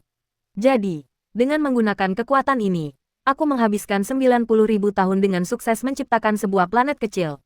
Itulah, bola merah keabu-abuan itu. Planet yang kuciptakan dengan tanganku sendiri ini, kuberi nama, surga di tepi seberang." Hati Yunce sedikit tergerak. Surga, Eden, tempat lahir. Ia merenung sejenak. Mosu menatap, surga di tepi seberang, yang telah ia ciptakan. Suaranya perlahan memudar, putra Dewa Pencipta pada dasarnya bukanlah Dewa Pencipta. Sudah merupakan kebetulan besar bahwa ia dapat menggunakan kekuatan kreatif yang begitu sedikit. Planet kecil yang disebut-sebut ini, aku hanya dapat menganugerahkan kepadanya hukum-hukum keberadaan yang paling mendasar dan esensi kehidupan yang paling mendasar.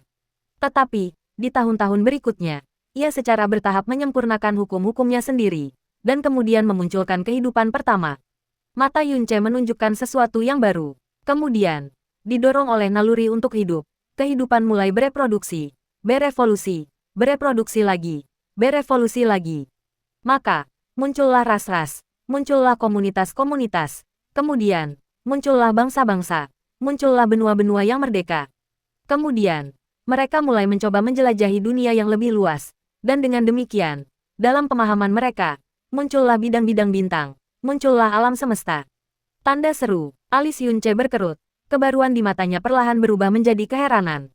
Mosu melanjutkan, kehidupan bereproduksi dan berevolusi, dan hukum-hukum dunia juga berevolusi, secara bertahap memunculkan unsur-unsur dan kekuatan. Dan kekuatan ini, di bawah kebijaksanaan kehidupan, juga terus berevolusi. Secara bertahap, perbedaan yang semakin jelas dan luas dalam kekuatan, status, dan tingkatan muncul di antara berbagai bentuk kehidupan. Pada akhirnya, mereka yang berada di tingkat tertinggi menjelajahi batas-batas dunia. Mereka mulai mencoba menembus batas-batas ini dengan kekuatan yang luar biasa, berulang kali, dari generasi ke generasi. Akhirnya, hanya 30.000 tahun yang lalu, satu bentuk kehidupan berhasil menembus batas dunia. Dan yang menantinya adalah aura kehancuran yang tak tertahankan. Ia tak punya pilihan selain mundur. Dan celah di dunia yang ia buka tertutup dalam sekejap. Badai keterkejutan melonjak di dalam hati Yunce. Mosu berbalik menatap mata Yunce. Batas dunia itu, bukankah itu menyerupai tembok kekacauan? Dan aura kehancuran yang mencegah mereka meninggalkan dunia, bukankah itu menyerupai badai penghancur di luar tembok kekacauan? Yunce terdiam lama. Orang yang mampu menembus batas dunia, tak diragukan lagi dialah kekuatan tertinggi di dunia itu. Dia berpikir bahwa langit dan bumi berada di bawah kakinya, dan semua makhluk hidup hanya layak bersujud kepadanya. Tapi dia tak pernah membayangkan bahwa keberadaannya tak lebih dari seekor semut kecil di mata kita. Kita bisa menghancurkannya dan dunianya hanya dengan jentikan jari, dan mereka bahkan tak akan punya kekuatan untuk melawan sedetik pun. Lalu, tanyanya, apakah kita juga berada di dunia seperti itu?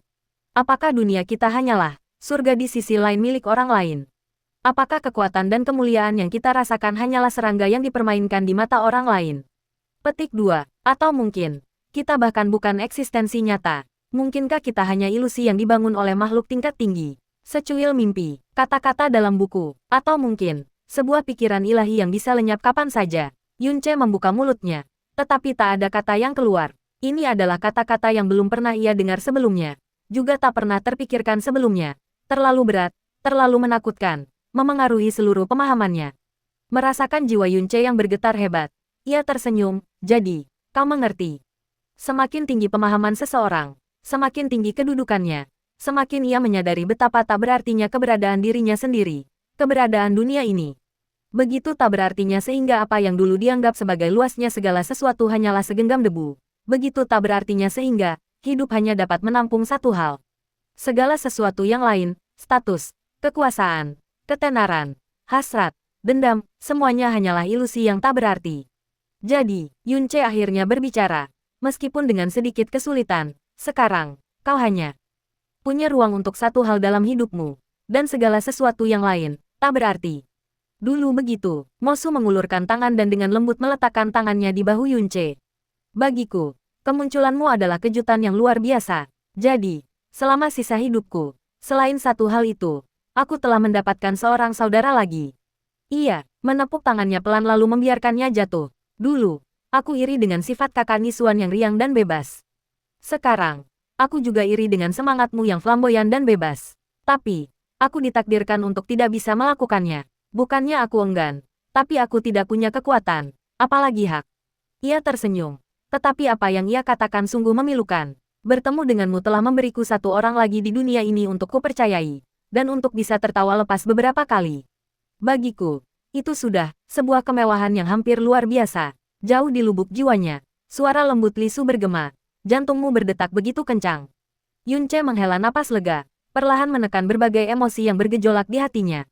Ia tidak mencoba membujuknya, tetapi mengangguk perlahan. Aku mengerti, kau menuruti temperamenku. Jadi wajar saja aku menghormati semua pilihan kakakku. Bibirnya berkedut, dan senyumnya kembali. Dulu di puncak awan Eden, aku heran kenapa kau tak menyebut sepatah kata pun tentang Kaisar Kabut, yang telah menimbulkan kehebohan dan mengguncang hati banyak orang dengan rumor hanya dalam beberapa tahun. Ternyata, kau sama sekali tak peduli. Di bawah, tatapan Yunce yang tiba-tiba terpaku, senyum Mosu perlahan memudar. Ia sedikit memiringkan kepalanya dan berkata lembut, aku tak bisa menyembunyikan apapun darimu. Apa yang dikatakan Kaisar Kabut bukanlah rumor. Tanda seru tanda tanya. Seluruh jiwa Yunce menegang bersamaan. Tunggu, apa yang dia katakan? Tak terkejut dengan keterkejutan Yunce, ia berkata perlahan, meskipun aku disebut Kaisar Abis, aku tak mampu mengendalikan debu abis. Kaisar Kabutlah yang membiarkan debu abis di dunia ini berkumpul, membentuk lautan kabut, sehingga melestarikan banyak tempat tinggal. Kaisar Kabut jugalah yang membiarkan binatang dan hantu abis yang tak berjiwa tetap berada di lautan kabut, tanpa memasuki tempat tinggal mereka. Jadi, dunia abis masih ada sampai sekarang. Karena itu, tak satu pun kata-katanya yang bohong. Setelah diamati lebih dekat, pupil mata Yunce sedikit mengecil. Mosu menatap ke depan, melanjutkan dengan tenang. Saat itu, Kaisar Kabut dan aku telah berjanji. Dan kemarahannya saat ini mungkin karena jalan hidupku telah menyimpang dari harapannya. Tapi, itu tak lagi penting. Suara di sampingnya setenang asap, samar seperti kabut. Namun bagi Yunce, setiap kata bagaikan paku es yang menusuk jantungnya, mendinginkannya hingga ke tulang, seolah darahnya membeku di pembuluh darahnya. Apa yang dia katakan? Apa yang dia katakan? Bahkan ketika menghadapi makhluk tertinggi dari jurang untuk pertama kalinya, dia tetap tenang dan kalem. Namun saat ini, dia nyaris tak mampu menahan getaran yang muncul dari kedalaman kulitnya, mengerahkan hampir seluruh tekadnya. Namun ujung jarinya sedikit melengkung tak terkendali. Apa yang dia katakan? Itu suara Lisu, mengucapkan desahan yang sama yang menggema jauh di dalam jiwa Yunce. Kaisar Kabut, tapi Kaisar Kabut, jelas hanyalah eksistensi rekayasa yang kau ciptakan. Jadi, apakah dia berbohong? Atau, apakah Kaisar Kabut benar-benar ada di dalam lautan kabut? Yunce tak dapat menjawab. Rasa dingin yang menusuk masih terasa di dalam dirinya, dari tulang punggung hingga ke seluruh anggota tubuhnya. Bahkan hingga ke lubuk jiwanya, hampir membekukan seluruh lautan jiwanya, membuatnya nyaris tak mampu berpikir. Untuk beberapa saat, ia tak berusaha menyembunyikan keterkejutannya, karena makhluk hidup manapun yang mendengar kebenaran seperti itu pasti akan hancur pemahamannya, dipenuhi kengerian yang mendalam, meskipun, yang benar-benar mengejutkannya bukanlah kebenaran itu sendiri, melainkan kata-kata, Kaisar Kabut. Mosu berpaling, tak melihat ekspresi terkejut Yunce, ia melambaikan tangannya pelan.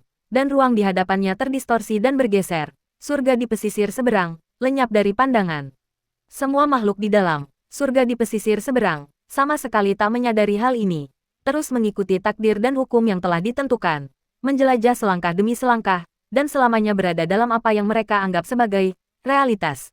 Yunce akhirnya menemukan suaranya, dipenuhi kesedihan mendalam. Ketika sesuatu ada dalam pemahaman kita sejak awal, ia menjadi pengetahuan yang inheren dan terbukti dengan sendirinya. Karena itu, tak seorang pun mempertanyakan mengapa debu abis secara spontan berkumpul di lautan kabut, atau mengapa binatang dan hantu abis tak pernah meninggalkan lautan kabut.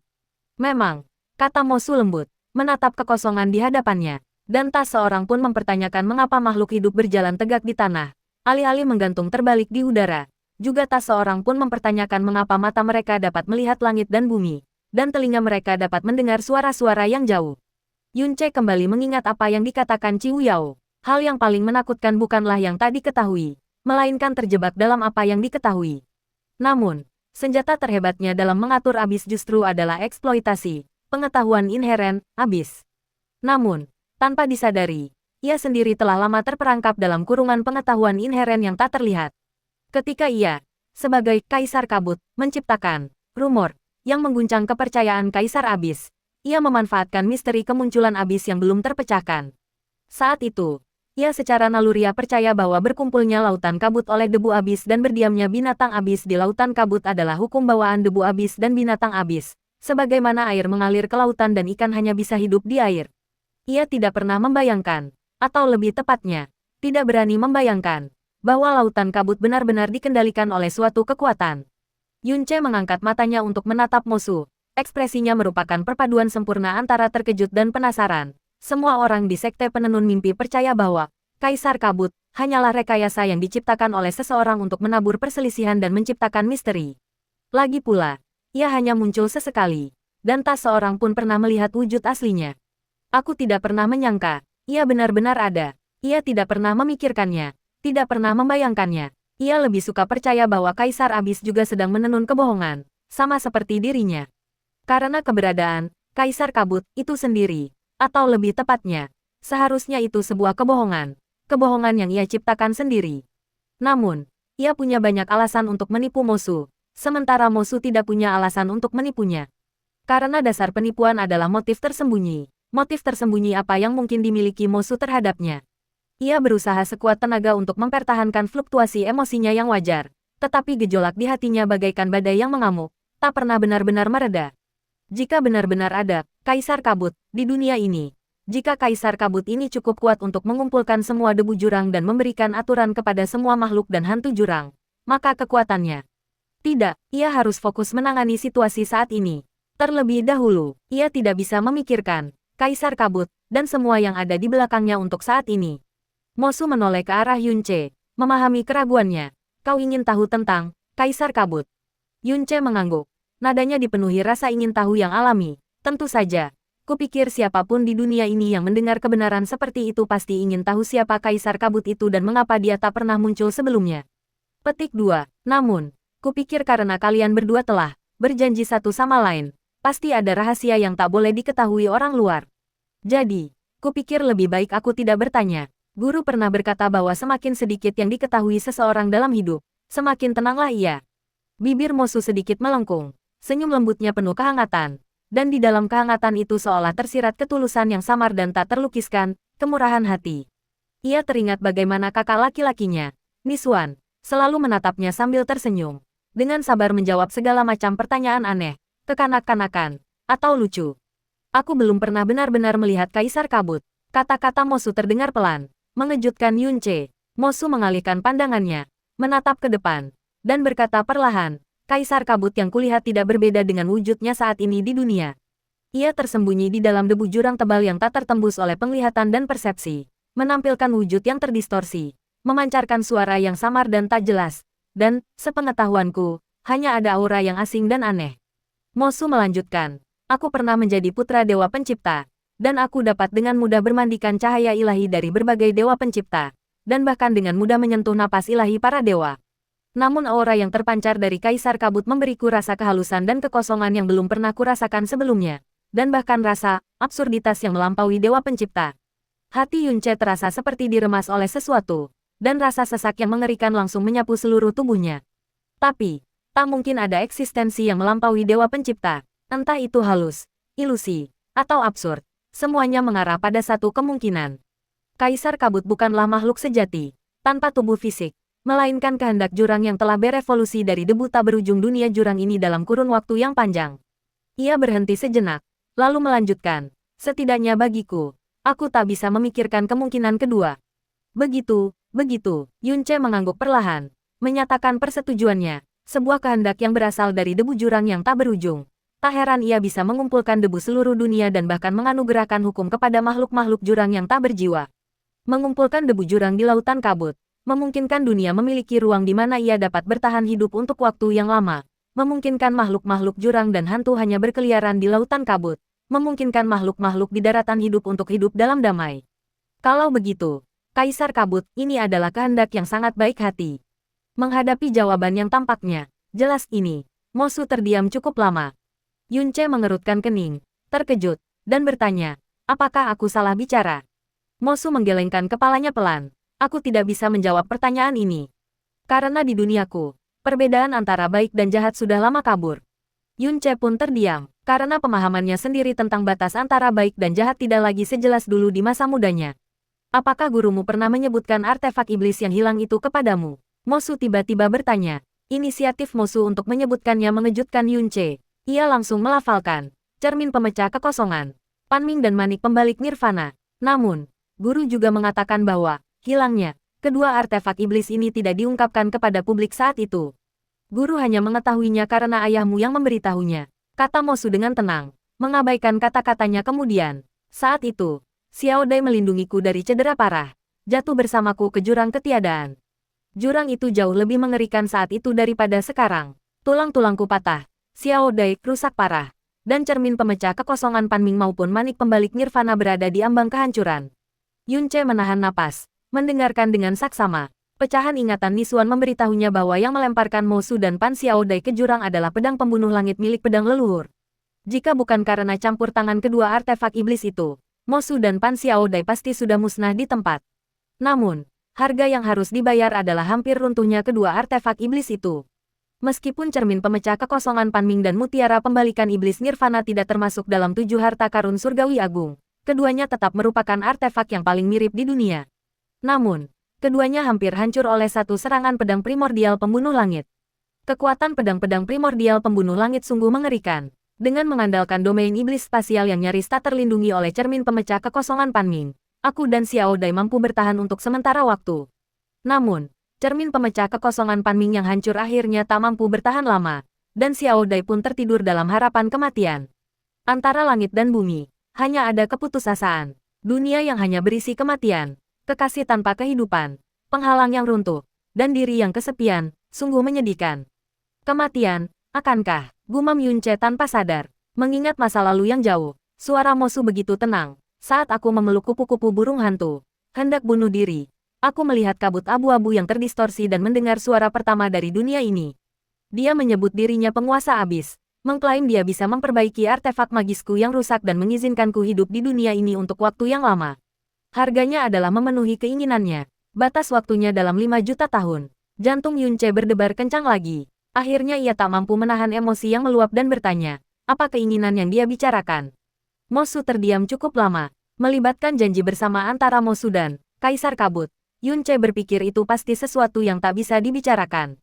Ia hendak mengganti topik pembicaraan ketika mendengar Mosu berkata perlahan, ini menyangkut janji, ini menyangkut kupu-kupu burung hantu. Aku tak bisa bicara panjang lebar tentangnya. Tapi kukatakan padamu, tempat yang ia dambakan sama dengan tempatku. Setelah jeda singkat, 4 kata perlahan meluncur dari bibir tipisnya yang diselimuti cahaya ilahi. Tanah suci abadi, dengungan, sesuatu seakan meledak di benak Yunce. Rasa dingin yang mengalir di sekujur tubuhnya lenyap, digantikan oleh kekosongan yang mendalam, seolah-olah tubuhnya tiba-tiba menghilang. Sejak memasuki abis, ia telah memanfaatkan kemampuan istimewanya untuk mengendalikan debu abis, memanfaatkan berbagai bias kognitif, dan memanfaatkan setiap peluang serta keberuntungan dengan wawasan yang tajam. Hanya dalam beberapa tahun, ia telah menyelesaikan persiapan awal untuk mendatangkan malapetaka di abis, secara halus memanipulasi takdir kerajaan-kerajaan ilahi utama. Kedamaian dan keseimbangan kuno dari 6 kerajaan ilahi berarti bahwa perhatian terbesar mereka selalu pada warisan, bukan kelangsungan hidup atau ancaman eksternal, di bawah interaksi berbagai faktor. Tahun-tahun Yunce di abis, meskipun ditandai dengan kehati-hatian yang konstan dan tekanan tanpa henti, secara umum berjalan sangat lancar. Bahkan setelah mencapai Tanah Suci, ia telah mengambil setiap langkah rencananya dengan sangat jernih, tanpa penyimpangan besar. Namun hari ini, Dalam momen singkat ini, jiwanya telah mengalami beberapa pukulan yang belum pernah terjadi sebelumnya dan menghancurkan. Di tengah dengungan lautan jiwanya, ia mendengar suara musuh masih perlahan mencapai telinganya. Saat itu, aku merespons secara membabi buta, seperti orang yang tenggelam secara naluriah meraih sedotan yang tiba-tiba muncul. Kemudian, dia benar-benar memenuhi setiap kata yang telah dia katakan, dan debu jurang yang mengerikan dengan cepat menghilang. Akhirnya terkonsentrasi di pusat dunia, membentuk laut kabut. Dengan demikian, dunia yang awalnya hanya ditakdirkan untuk kehancuran menyaksikan munculnya tanah kehidupan. Setelah itu, makhluk-makhluk yang jatuh hidup-hidup dari jurang ketiadaan memiliki tempat untuk eksis. Dan aku, mengikuti jalan kaisar yang kupelajari dari banyak dunia, menyebut diriku sebagai orang yang menghancurkan dunia, dan menyatakan diriku sebagai kaisar jurang, hingga saat ini. Kaisar jurang pada masa itu dan kaisar jurang sekarang, meskipun orang yang sama, sangat berbeda. Bertahun-tahun perubahan dan kesepian sudah cukup untuk mengubah karakter seseorang sepenuhnya dan mengubah jiwanya. Jadi, Yunce mendengar suaranya sendiri. Saat itu, Kaisar Kabut benar-benar memperbaiki cermin kekosongan pemecah Panming dan mutiara roda pembalik Nirvana. Itu, artefak iblis yang dekat dengan harta karun tertinggi Xuantian. Mosu berkata, ya, tidak hanya diperbaiki, tetapi juga dimodifikasi. Dimodifikasi, seru Yunce terkejut. Namun kali ini, Kaisar Jurang tidak menjawab, melainkan dengan tenang mengalihkan pembicaraan. Semua yang dia lakukan bukan tanpa harga. Dan harga itu adalah 5 juta tahun tidur. Dia berkata bahwa kekuatan yang hilang akan membutuhkan 5 juta tahun tidur untuk pulih. Selama 5 juta tahun ini, dia tidak akan memiliki kesadaran, dan dunia ini akan berada di bawah kendaliku. Tetapi jika, setelah 5 juta tahun, dia terbangun dan aku gagal memenuhi janjiku, dia akan mengambil kembali semua yang telah dia berikan kepadaku dan memberiku hukuman yang paling kejam. Tapi, aku tidak pernah menyangka dia akan terbangun hanya setelah 3 juta tahun. Yunce menatap Kaisar Abis. Tiba-tiba, tekanan di hatinya dan gejolak di lautan jiwanya menghilang dengan cepat seperti air pasang. 5 juta tahun tidur, dan dari kelahiran, dunia abis hingga sekarang, paling lama hanya 3 juta tahun telah berlalu. Dengan kata lain, Kaisar Kabut itu seharusnya masih tertidur selama 2 juta tahun sebelum bangun. Sialan, itu membuatku takut setengah mati. Yunce mengumpat dalam hati beberapa kali. Perasaan kelelahan yang luar biasa, seolah-olah dia baru saja selamat dari bencana melandanya. Menurut Lisu, hukum waktu dunia abis berada di ambang kehancuran. Ketika itu terjadi, seluruh dunia abis akan runtuh, dan bahkan ada kemungkinan pembalikan dunia yang ada. Jangankan 2 juta tahun, dunia abis kemungkinan akan runtuh sepenuhnya dalam 20.000 tahun. Pada saat itu, Kaisar Kabut akan hancur dalam tidurnya, tidak lagi mengancamnya seperti sekarang, dan mungkin bahkan tidak akan memiliki kesempatan untuk bangun. Oleh karena itu, bahkan jika seorang Kaisar Kabut benar-benar ada di dunia ini, ia akan menjadi Kaisar Kabut yang tertidur, makhluk yang ditakdirkan untuk tidak pernah bangun.